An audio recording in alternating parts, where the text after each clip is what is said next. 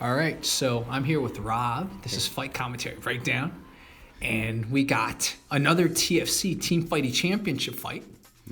And this is Poland, which we've seen before kick the butts of the Swedish. So it's Poland versus Belarus, which is a new contender in Season 2. And they didn't fight in Season 3 either, so this is their only season. So these are the Belarusians and Eugene from Minsk, Belarus.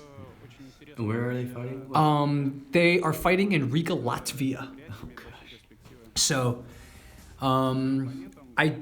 we'll see later what their skill sets are, but I assume if they're Eastern Europe, probably a lot of pancration, maybe some MMA, maybe some boxing, kickboxing, maybe some Muay Thai. I don't know. I love how deadpan this guy is. Yep. Cracks me up. Both of them. I actually just Sergey just accepted me on Facebook, so I want to interview him. Nice. So these are the Psycho fans. Of course, we've seen them. These are the Polish guys. Gosh. Super massive. Look at that guy with the they're belly. Huge.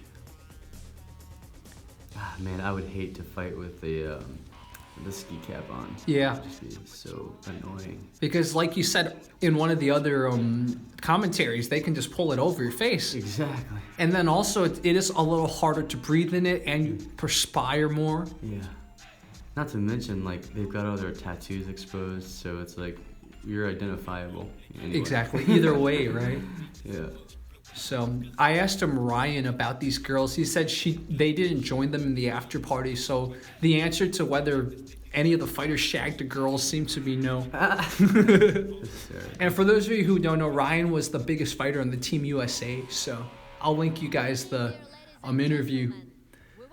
And so now Svetlana, beautiful woman, is now announcing the fighters. Nice.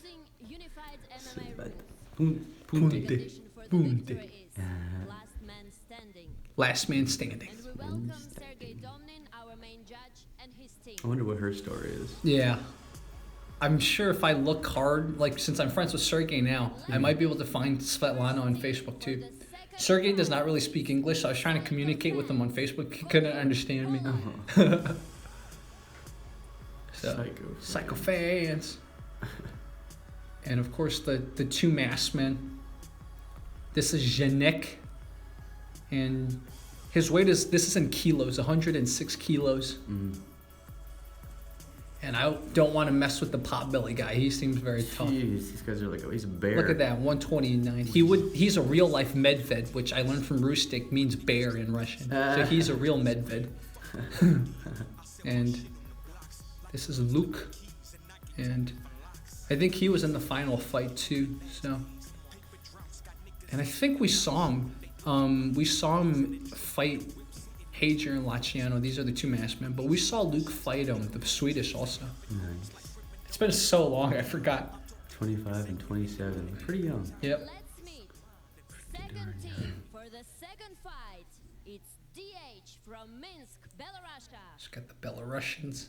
These guys are much thinner. Yeah, they're much thinner, but it looks like a few of them put Vaseline on their face, or maybe that's just perspiration. No, I think it's Vaseline. Yeah, it's definitely Vaseline. Prevent the cutting when punches reach your face. Yeah. So this is a boxer, which is in this kind of fight, you never know. Another boxer, so 20. What a young kid. Yeah. Oh my goodness. He is tiny too. These guys are so much smaller. This guy's slightly bigger. He's 110 kilos. Yeah. This guy looks little. He's tall, but he's skinny. Yeah. 92 kilos. And then we got. And they're from, where are they from? Belarus. Belarus. Which is to the left of Russia. Gotcha. So they're all stand-up fighters. All of them are either boxing or Muay Thai. Okay. So I was wrong. No pancration. I was going to expect some pancration. It's going to be a stand-up fight. Yeah. Unless Man, the size difference is huge. Yeah. It's, of course, Sergey's going to explain the rules. I wonder what Sergey's seen. I bet Sergey's seen some stuff. I bet. I wouldn't be surprised if he was bouncer or something. So yeah. we got one wrestler on the Minsk side, the Belarusian side, and all the Psycho fans, Polish or MMA. So not looking good for the Belarusians. Well, just from looking at them at face value, I'd say they're much smaller in size. And it He starts. gets taken down immediately. Wow, that was crazy. Yep. Good single leg takedown there. Mm-hmm. Goes pretty much in the half guard. Mm-hmm. Hammer fists. And it just look at the size difference. This between these guy's, two. you know, I mean, he was going for it. Mm-hmm. I think he got dropped, but man, he was going for it. He wasn't backing down. Mm-hmm. He gets put right into full mount. Full mount. Jeez. That's not good. Brutal. Brutal. This guy's just going for Yep. it. And he's turned his back. Oh, it's over. Yep. It's over. He almost looked like he was going for what's called S-guard. S-guard is so hard to get out of. It's Mhm. really difficult. If you got a top level guy. I see. Oh man, he's got a Ouch. underhook there that's just controlling him, and now he's just raining down on him. That sucks. These are the that He's guy's just holding on to him, bully waiting. headlock. Yeah, he's just waiting. Oh, I got a Triangle. triangle. Wow, he locked in a triangle on this guy. Yeah. All he needs to do now is to lock it, and then he needs to push the head down. Yeah, the way you finish a triangle, people don't really understand that it's all about 90 degrees. You got to turn your head 90 degrees to the way your opponent's head is. That's where all your attacks are finished. I see. You got to put the back of your thigh against their carotid stronger by, for instance, if my legs are around the opponent's left arm, then my left thigh is going to be cutting off the right carotid, and then their left arm will be cutting off their left carotid. I see. And then that way, if I reach underneath their left leg, it allows me to push my left thigh into their right carotid even stronger. It's all about the angle. I It's see. really about like just turning your head 90 degrees to your opponent's head. It just makes it much, much tighter. Mm-hmm. And I think this guy's about done. Yeah, he's full mount. He's and on the ropes. And I don't think he knows Sucks. what to do on the ground either. Of course. Oof, knees to the head on the Yep. ground. Ouch. Ouch. Oh, that guy's done. Those are not legal in the UFC at all. No. But I think in Pride, in the Japanese MMA Old, competition, yeah. they could use it. Old school. Wow, this guy's hanging in there. Do you remember that documentary on Mark Kerr? On Mark Kerr, yeah. Man, he was a beast. Yep. That was so disappointing when he got kneed in the head. Oh my God, yeah. Man, this fight actually lasted a lot A longer long than time, I thought it was yeah. going to. Oh my I think it's because it's Belarus. Like, these guys have the kind of Russian mentality, the Slavic thing. This is what's called a crucifix, a mounted crucifix, and it sucks. Oh, it's the worst. The only way really to escape a mounted crucifix is you have to trap the arm that's that's on your far side, and you have to try and sit up and roll them over. Or you can try and escape underneath. Either way, it's really difficult to escape a mounted crucifix. Especially since that guy was so much bigger than him. Yeah.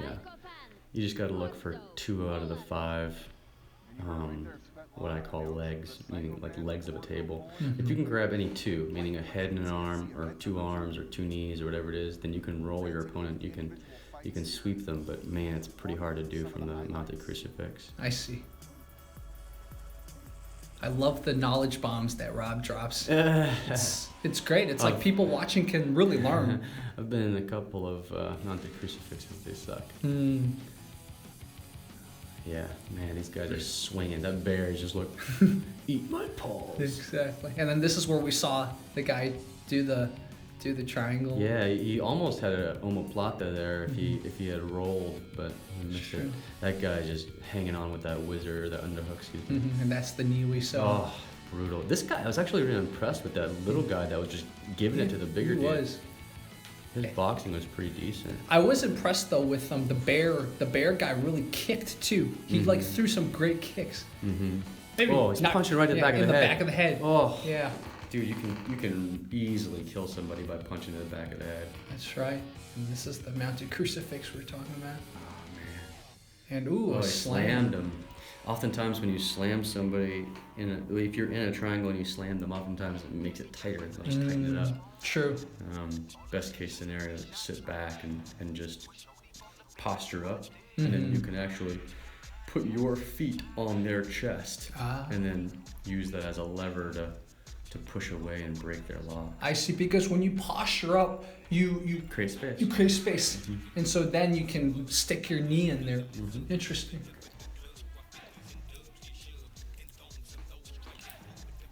So I like how one of the fighters on Belarusian side were spinning around. They got the spinning camera motion, but the Polish didn't get the special effect. They're like, you just take the picture. Exactly. I am not going to spin for you. That's right. Oh, this is the guy we saw that took him down. Yeah, I mean, he's got good control. I mean, like he's got this underhook.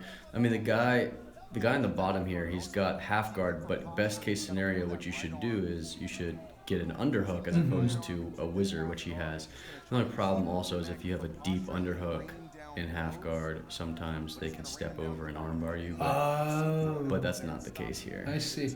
The guy's just very happy, just pounding. Oh yeah, he's like, this is what I've been looking forward to. I see what you mean. He could totally step over and armbar the left arm. Yeah, I see. Yeah. But yeah, this guy's just holding on for dear life. This guy's too big to move at this point.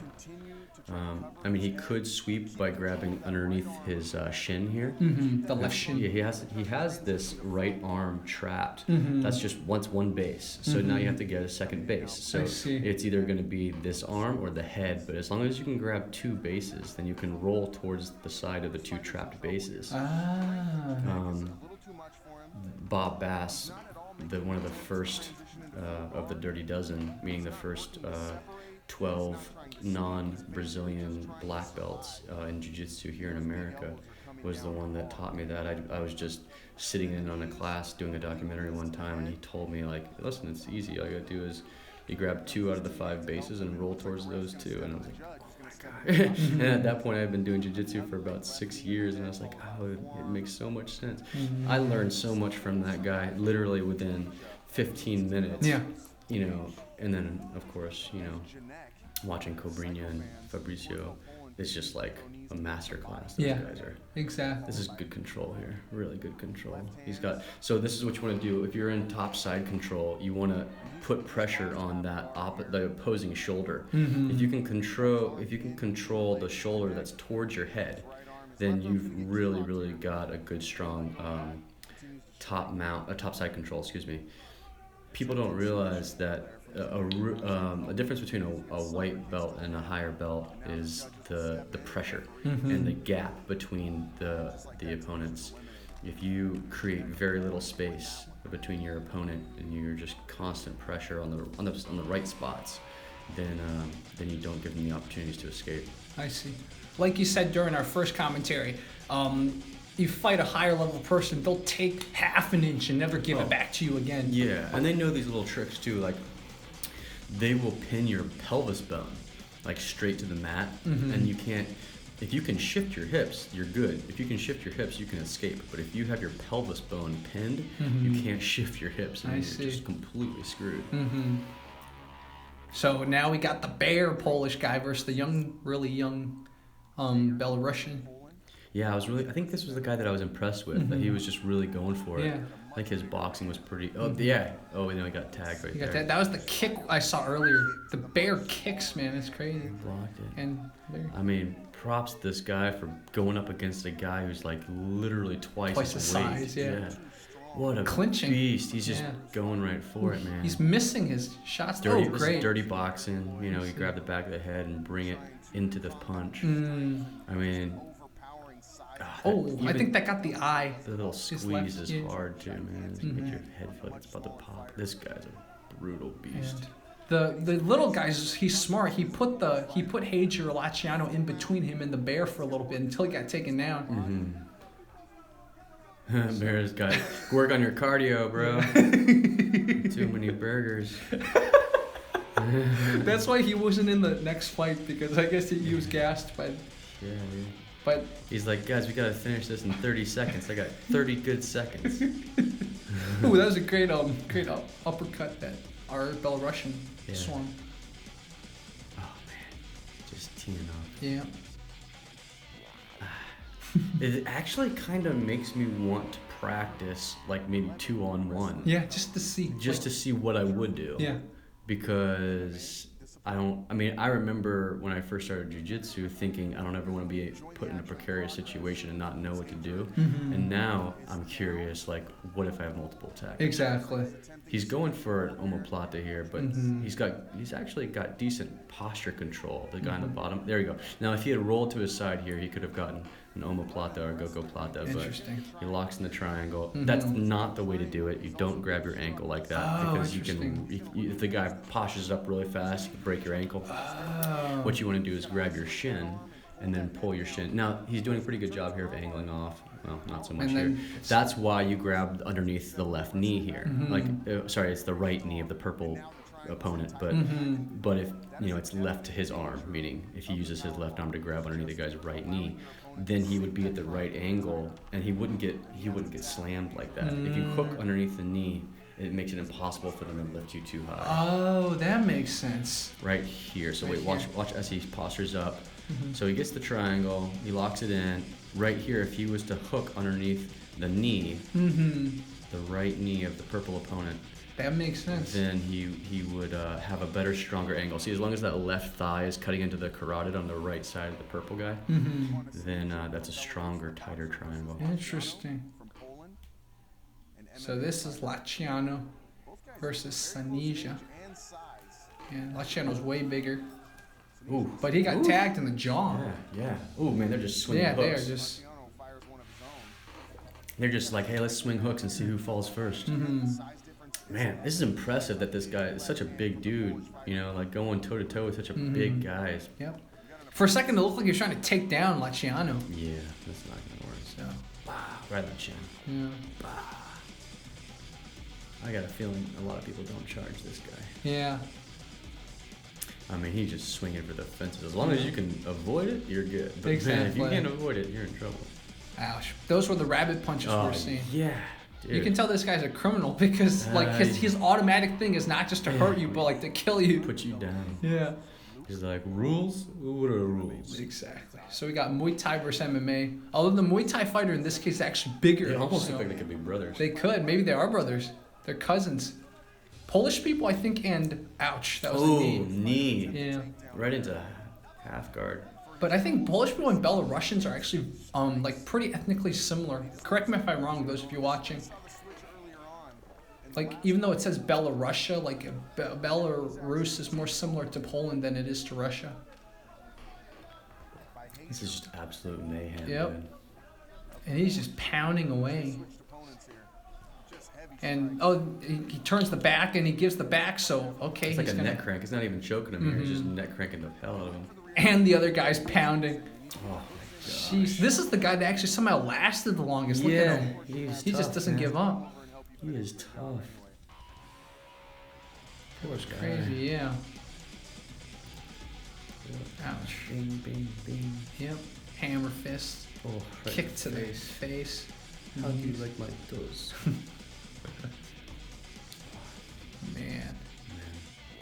A lot of people, unfortunately, don't realize, even at 20% of that strength, getting punched in the face sucks. And it makes all of your logic just sort of fly out the window. Yeah. You just kind of go off of instinct. Exactly. That's why you train. You train so that if you do go off instinct, at least you're doing the right maneuvers. Exactly. If you're going off the instinct, at least the habits that you've developed will help you survive. Yeah. I mean, that's why you see the greats, they're always super composed because they're controlling their emotions and they're able to think and they're able to be logic and strategic. But man, it's hard to be strategic when you're, getting tagged. Yeah, exactly. So this was Fight Commentary Breakdown. You just watched Poland versus Belarus in Team Fighting Championship Season 2. And the winner was Poland. Thank you guys so much.